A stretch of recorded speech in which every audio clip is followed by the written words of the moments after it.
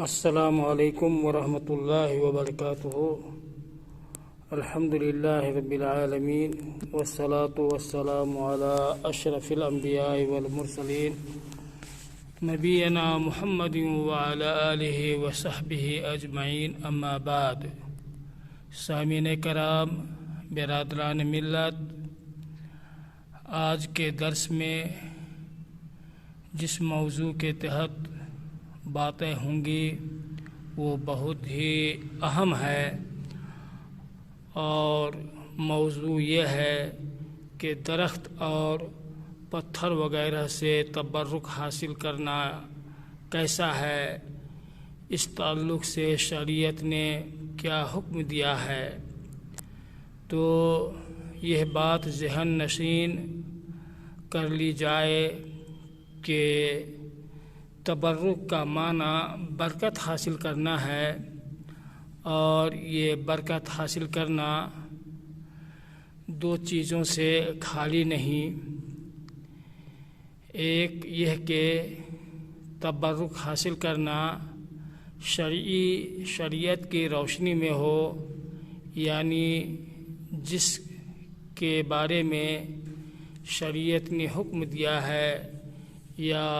اس بارے میں شرعی نقطہ نظر سے جواز کا ثبوت ملتا ہے، جیسے قرآن مجید سے تبرک حاصل کرنا۔ یقیناً قرآن پاک مکمل طور پہ کتاب مبارک ہے، اور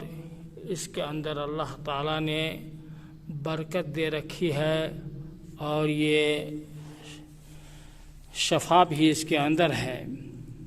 جیسا کہ اللہ تعالیٰ نے قرآن مجید کے اندر فرمایا ہے وَهَذَا كِتَابٌ أَنزَلْنَاهُ مُبَارَكٌ، کہ ہم نے اس کتاب کو نازل فرمایا جو بابرکت ہے۔ ظاہر سی بات ہے اس کی برکت ہی ہے کہ برکت ہی کی وجہ سے بیماری سے آدمی شفا پاتا ہے، اور بھٹکے ہوئے آدمی ہدایت کی راہ پہ آ جاتا ہے، بگڑے ہوئے لوگ اصلاح پاتے ہیں، اور اسی سے اخلاق بھی سنورتا ہے۔ تو قرآن مجید سے برکت حاصل کرنا یقیناً عین شریعت کے مطابق عمل ہے، اور برکت کی دوسری قسم جو تبرک کی دوسری قسم جو ناجائز ہے، اور شریعت کے اندر اس کی کوئی حیثیت نہیں ہے، جیسے درخت اور پتھر، قبر اور قبے وغیرہ سے برکت حاصل کرنا یا انہیں مبارک سمجھنا، تو یہ سب ناجائز ہے، بلکہ یہ سب شرک کے قبیل میں سے ہے۔ جیسا کہ حضرت ابو واقد اللیثی رضی اللہ تعالی عنہ بیان فرماتے ہیں کہ ہم لوگ رسول اللہ صلی اللہ علیہ وسلم کے ساتھ حنین کی طرف نکلے، اور ہم لوگ نئے مسلمان تھے۔ راستے میں مشرکوں کے لیے بیری کا درخت تھا، جہاں وہ لوگ اعتکاف میں بیٹھتے اور اپنے ہتھیاروں کو اس کے اوپر لٹکاتے تھے برکت حاصل کرنے کی غرض سے۔ اس درخت کو ذات انوات کہا جاتا تھا۔ ہم لوگ ایک بیری کے درخت کے پاس سے گزرے، یعنی ذات انوات کے علاوہ ایک اور بیری کا درخت نظر آیا صحابہ کرام کو۔ تو ہم لوگوں نے کہا کہ اللہ کے رسول صلی اللہ علیہ وسلم، ہمارے لیے بھی ذات انوات بنا دیجئے جیسا کہ ان مشرکوں کے لیے ذات انوات ہے۔ تو رسول اللہ صلی اللہ علیہ وسلم نے فرمایا اللہ اکبر، انہا السنن قلتم والذی نفسی بیدہ کما قالت بنو اسرائیل لموسیٰ اجعل لنا الہا کما لہم آلہہ قال انکم قوم تجہلون۔ اللہ اکبر۔ یہ وہی طریقہ ہے کہ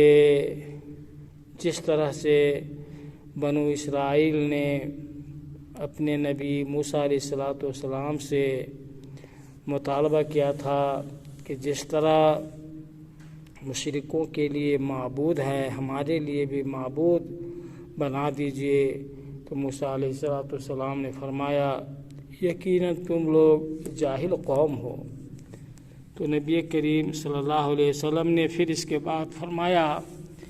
کہ یقیناً تم اپنے سے پہلے قوموں کے طریقوں کو اپناؤ گے، تم ان کے نقش قدم پر چلو گے۔ اس حدیث کو امام ترمذی نے روایت کیا ہے اور کہا کہ یہ صحیح ہے۔ اس حدیث سے معلوم ہوا کہ جو آدمی کسی درخت، قبر، پتھر وغیرہ کے بارے میں یہ عقیدہ رکھے کہ یہ باعث مبارک ہیں، اس سے برکت حاصل کیا جا سکتا ہے، اور اس کے پاس بیٹھے ذبح کرے تو یہ شرک ہے، کھلا ہوا شرک ہے۔ اسی لیے حدیث شریف کے اندر نبی کریم صلی اللہ علیہ وسلم نے صحابہ کرام کے مطالبہ کو بنو اسرائیل کے مطالبہ سے تشبیہ دی اور کہا کہ تم لوگ اسی طرح مطالبہ کرتے ہو جیسا کہ بنو اسرائیل نے موسیٰ علیہ السلام سے مطالبہ کیا تھا کہ جس طرح مشرکوں کے لیے معبود ہیں ہمارے لیے بھی ایک معبود بنا دیجئے۔ تو صحابہ کرام رضوان اللہ علیہ اجمعین نے بیری کے درخت کے بارے میں آپ صلی اللہ علیہ وسلم سے مطالبہ کیا تاکہ اس سے برکت حاصل کرے جیسا کہ مشرکین برکت حاصل کرتے تھے، اور بنو اسرائیل نے بھی اپنے پیغمبر موسیٰ علیہ السلام سے مطالبہ کیا کہ جس طرح مشرکین کے یہاں معبود ہیں، بت ہیں، پرستش کرتے ہیں، اسی طرح ہمارے لیے بھی معبود بنا دیجئے۔ تو ان دو صورتوں میں یہ ان کا مطالبہ درست نہیں ہے اور ناجائز ہے، کیونکہ ان کا مطالبہ توحید کے خلاف ہے۔ اس لیے درخت سے تبرک حاصل کرنا شرک کی قسموں میں سے ایک قسم ہے، کیونکہ آدمی درخت کو اللہ کے علاوہ ایک دوسرا معبود بنا لیا جو واضح شرک ہے۔ اور حدیث کے اندر جو نبی کریم صلی اللہ علیہ وسلم نے پیشن گوئی کے طور پہ فرمایا کہ تم لوگ گزشتہ قوم کے نقش قدم پر چلو گے، تو اس سے یہ اشارہ ملتا ہے کہ امت محمدیہ کے اندر بھی گمراہی اسی طرح سے آئے گی جس طرح سے پچھلی امتوں کے اندر گمراہی پائی جاتی تھی، اور امت مسلمہ بھی پچھلی قوموں کی طرح گمراہ ہو جائے گی اور راہ ہدایت کو چھوڑ کر مسلمان غیروں کے طریقے کو اپنائے گا اور گمراہ ہو جائے گا۔ تو نبی کریم صلی اللہ علیہ وسلم نے منع فرمایا حدیث سے، اور ایک قرآن مجید کی آیت اور حدیث شریف سے معلوم ہوا کہ درخت، پتھر یا کسی در و دیوار سے تبرک حاصل کرنا درست نہیں ہے، ناجائز ہے، بلکہ شرک کے قبیل میں سے ہے۔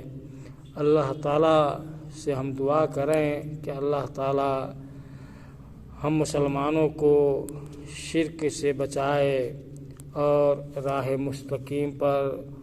ہمیشہ چلنے کی توفیق عطا فرمائے۔ وصلی اللہ وسلم وبارک علی نبینا محمد و